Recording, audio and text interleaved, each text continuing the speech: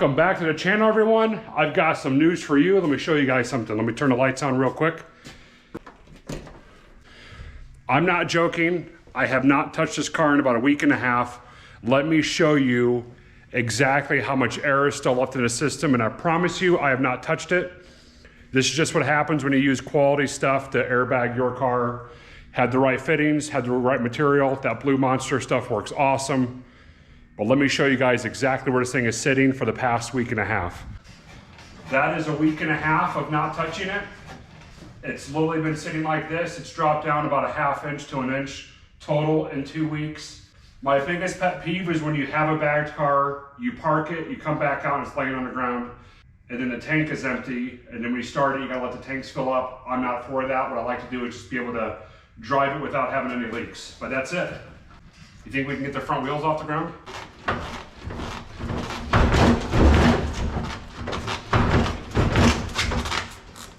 Oh yeah, she's pretty cool. She's dialed. All that's left now is the rear airbags. After those are installed, what I'm gonna do is start test fitting that LS in here.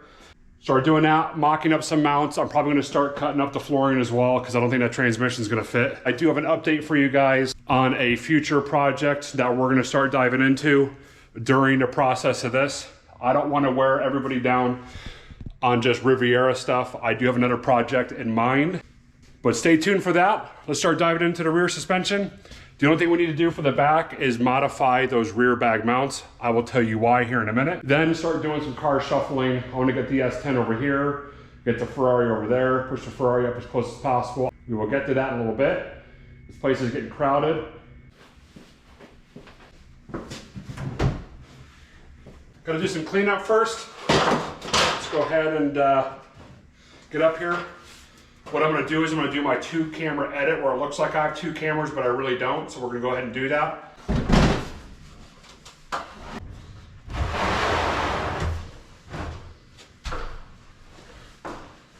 How was that?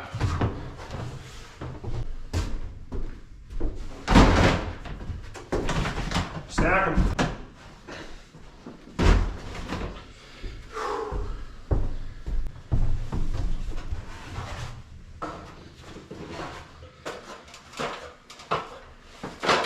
Voila! Now that took way too much time to just throw up one bin. Now let's start working on the rears. I'm out of breath. I'm out of breath, guys. That didn't sound good. Look at all the room. Look at all that room. Cool, let's jack up the back. Take these dollies out, lower down the rear axle, remove that wheel, and we'll start slapping her on.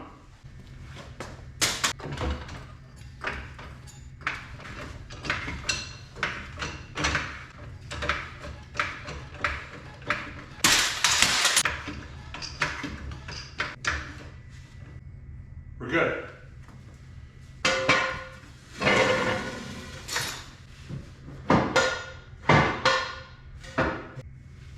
Resting on the gas tank. It's fine.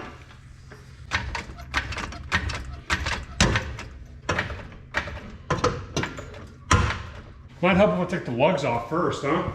Well, let's go ahead and remove some parts under here that we don't need. Like this old crumpled up exhaust. I don't know if these old shears are gonna cut it. Old pruners.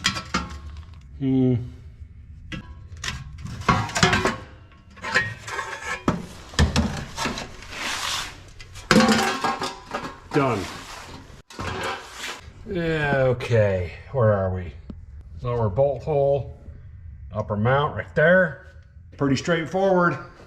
What I need to do is buy an adjustable lateral bar, especially if this thing's gonna be running at a way lower ride height. That rear axle is gonna wanna shove over because there's a lateral bar there, and that'll cause the axle to do this, veer left and right, depending on the height.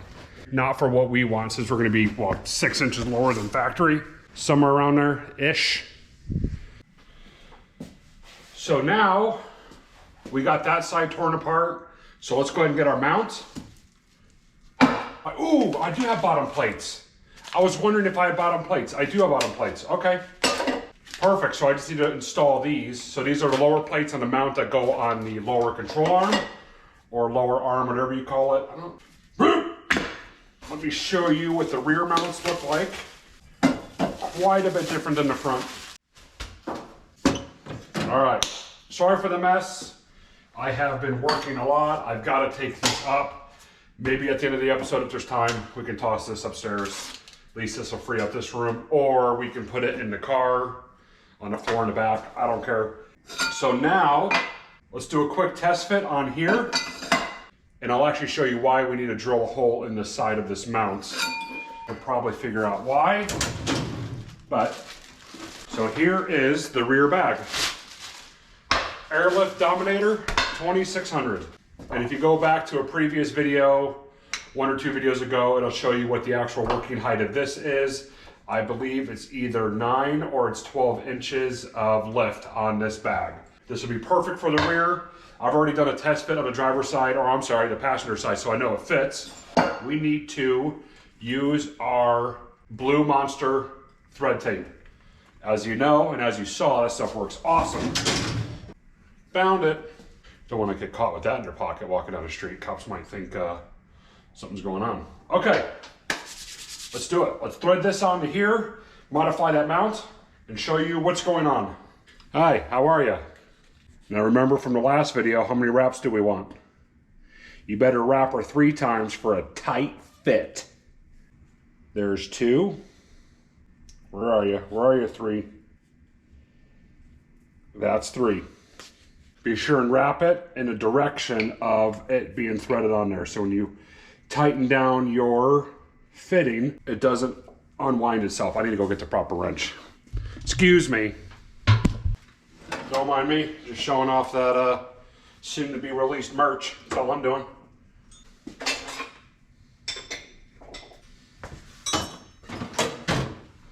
I lied, the wrench was over here. Just tighten her up. Remember how tight you want to go? Until you think you're going to cross thread it, and that's probably the right amount.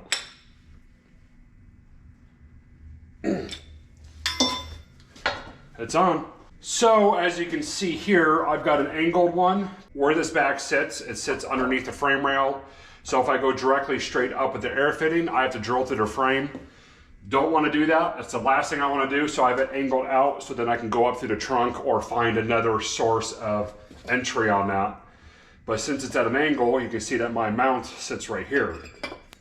So what I'm going to do is I'm going to line that up, and then we're going to drill a hole inside here so we can run an airline directly out. So let me show you exactly what I'm looking at. You can see there that that fitting goes right up against there.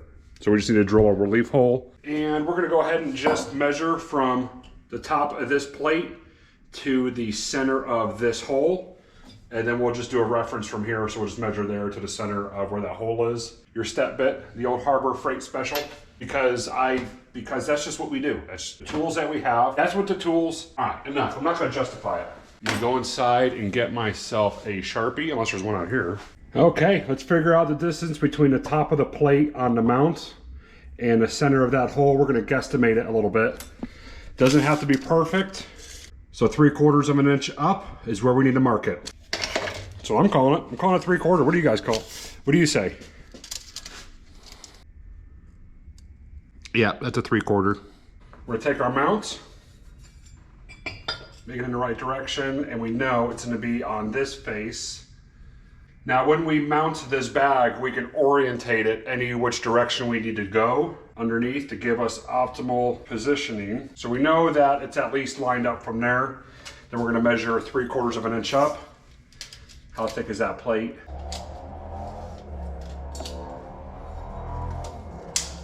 There's that Canyon County soundtrack in the background. Somewhere around there. So let's center punch it. We should probably charge. Sorry, vending machine, I gotta turn you off. We should probably charge battery because honestly, my drill is crap. And we're gonna double check our height here. 3/4. We can ballpark it. I know I'm not getting it super accurate, but it is gonna work for what we need because we're gonna oversize that hole anyway. Is it gonna make it? But it does, and it does.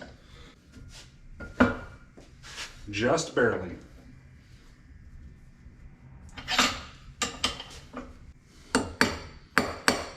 Screw worked good. Now, the key is can I actually drill through it with the old worn out drill bits I have.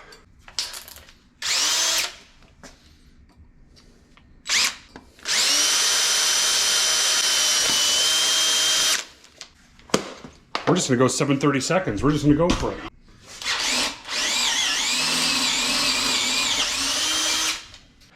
The only reason I'm using so many bits is because this drill is toast. I don't want to overwork it. If I use this thing long enough, it'll start overheating, then it won't work at all, so.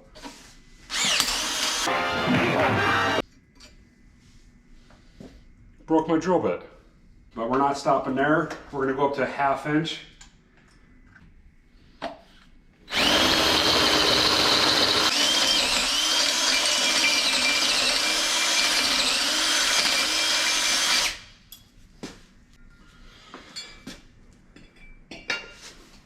Oh man!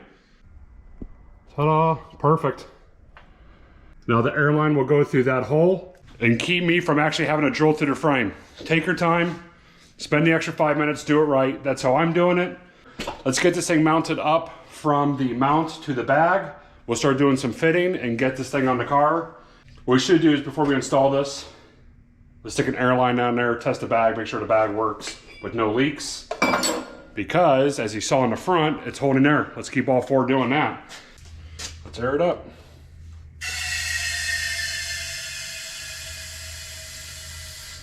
It's about 100-ish PSI. You can hear air leaking, it's just where my hand is. I don't see new bubbles forming, which is telling me that the threads are good. Blind squirrel gets a nut once in a while.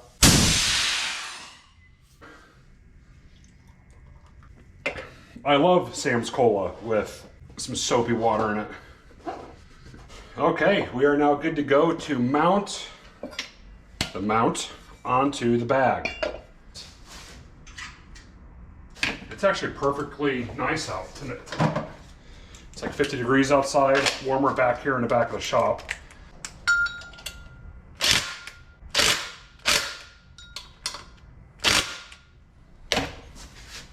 Look at that. That's what I'm talking about.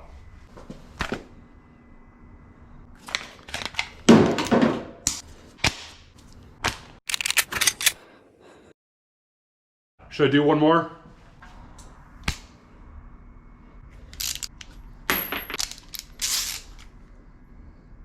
Enough horseplay in here, all right? We need to take some stuff serious around here. This is not a place of foolishness and rowdiness. I'm just moving my gear here. I love ordinary, everyday people going out in their shop and working, doing what they can. To me, that's total inspiration. That's what motivates me. I love the homegrown people. The guys and girls that are out there working hard on their projects with their hands. A lot of them work full-time jobs like I do outside of YouTube, and to watch them build their projects, total inspiration to me. I love that. So before I go in for the night, I want to give a humongous shout out to LTs Custom Garage. He is another YouTuber. I'll throw a link to his channel down below. He saw my last video in which I was stating that I have a GoPro now and that my battery is running out quickly. I was unaware of how fast the batteries on GoPros actually go out. Funny enough, as I'm filming this on my iPhone because I've got like 12% left on my GoPro and I don't think it's got enough battery to get this part of the video. Anyways, LT's Custom Garage sent me out a gift. He had a bunch of batteries for a GoPro that he was not using, brand new, and he was generous enough to send this out to me. That's what I'm talking about, guys. When us in the car community, we all take care of each other, we all support each other. Check out his channel. He's got some pretty killer stuff. He just installed some new shop lights in his garage. He just started a new hot rod project. Check out his channel, link down below, like I said. But let's open this up and I'll show you guys what he sent out.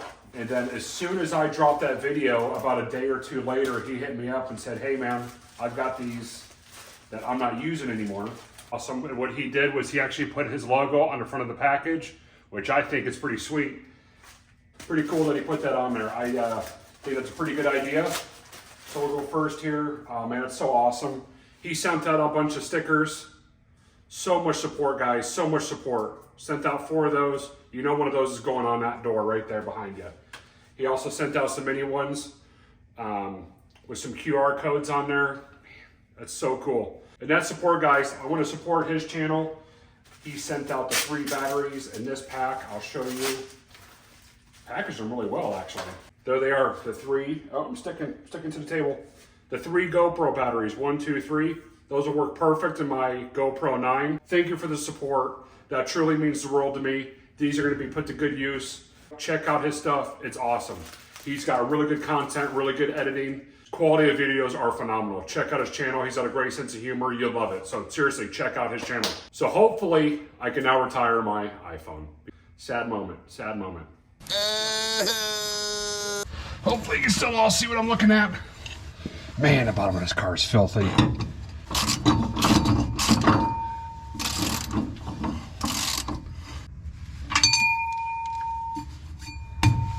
We're in. I think what I'm gonna do is I'm gonna orient. Today, Junior? How do you say it, Megan?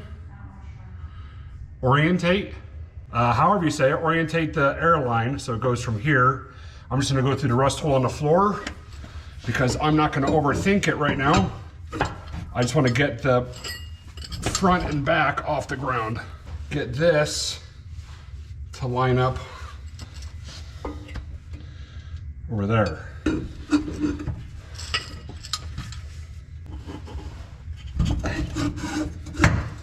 So you can see we got it lifting kinda. We got it on there. So I'm gonna do is I'm gonna lift that axle, and when I do, it should settle into its, it should index into its home. I don't want to stress it out too hard. I'm going to lower it. I'm going to lift it quite a bit more. There it goes. Here comes the real hard part.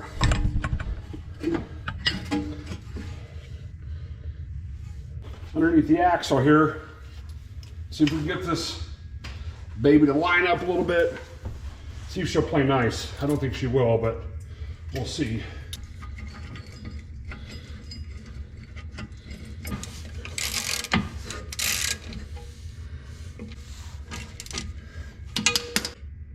Four bolts later, we got it. That took too long. But there it is. It's all mounted up. You gonna check my work? Now what I'm gonna do is disassemble the other side, drill it, and get that side to fit. And then next time you see me, which the power of editing, we'll have that side done. And we should be pretty much wrapping this baby up. The other side is done. That took me probably about 30 minutes, didn't take long, but I did lower down the front of the car because I had to disconnect the Schrader valve up front. We still got the back end jacked up, open up the trunk.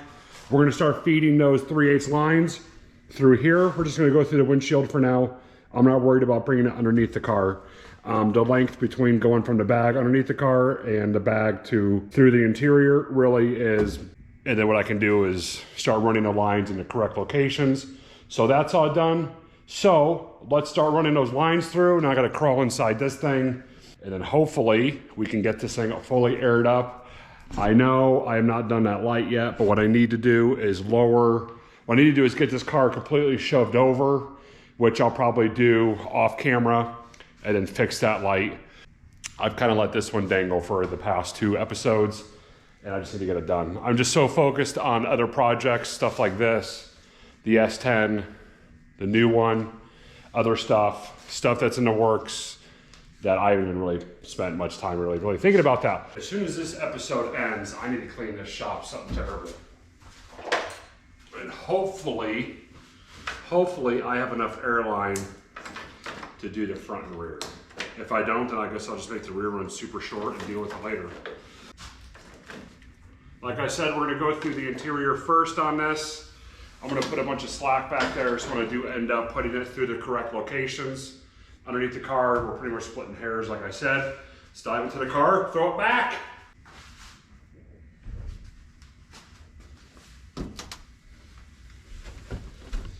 Hopefully this thing doesn't fall to the ground while I'm in it. I'm literally just...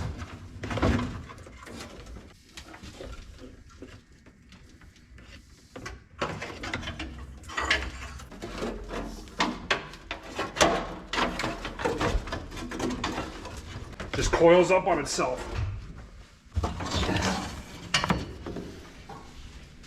All right, maybe I lied.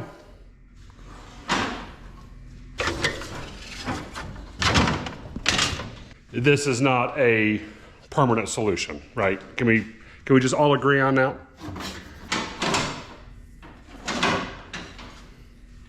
All right, how far do I want to go before I cut it? Snap, crackle, pop. Snap, crackle, pop. All right, let's hook up that Schrader valve. So technically the fronts are back together. There's the one, and there's the second one. All right, they're both one and the same, right? All right, I don't know how much you can see and how much you can't see, but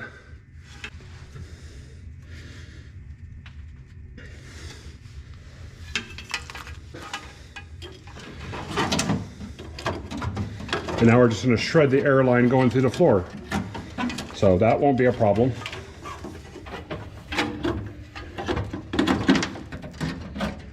Perfect, we'll have about 30 leaks in that airline and it should work good.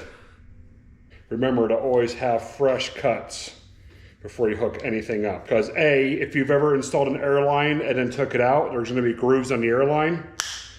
So it'll never sit right the second time going in, so you gotta do a fresh cut on it. And two, you wanna make sure that that cut does not have an angle on it. So the factory cuts are never good enough. So even if from the factory that looks like a straight cut, take the 10 seconds, do a fresh cut on it so you know it's right. Basically what I'm saying is you don't want any air leaks, so just do the opposite of what I'm doing right now. You'll be fine. You're probably not gonna have as good a light in here, but you might be able to see me shove it through the floor. Come on. There we go.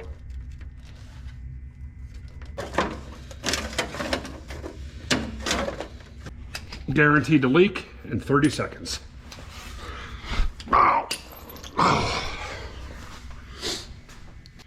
Okay, let's quickly build this. We'll do the 1/4 inch first. 1/4 inch. Setting it perfect. We're gonna go a little shorter on this one. Let's see if we get a nice set in there. Look how perfect that was. Look at the gap. Maybe a 1/4 inch. That was an absolutely perfect cut. Blind squirrel gets a nut once in a while. Now, let's see if this baby airs up front and rear. I'm gonna bring the compressor around. Hopefully it reaches.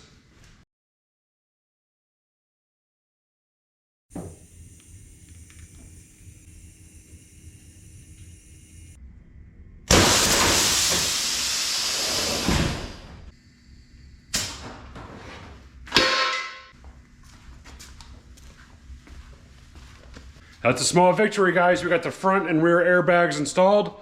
Now we can start tackling some bigger and better stuff. Now that we can get this thing rolling around the shop again, I might have prematurely removed that front and rear suspension. But hey, you know what? The bags are installed, so that part's already done. You're not gonna believe it. I was editing the video and I realized that I never actually filmed an outro to this video. But thanks for tuning in, guys. I do appreciate it. Thanks for checking out the 2-part episode of us bagging Riviera. I know it took longer than it really should have. In the next episode, what I'm gonna do is I'm gonna go over a future project build because I don't wanna wear everybody out on the Riviera. We've got something else in store, but it should be a good one. This next build is gonna be something that we're gonna keep in the shop forever. I think it's gonna be the face of what we're looking for. But anyways, guys, thank you for watching. See you guys next week. Stay warm out there. It's starting to get cold in these shops. See ya.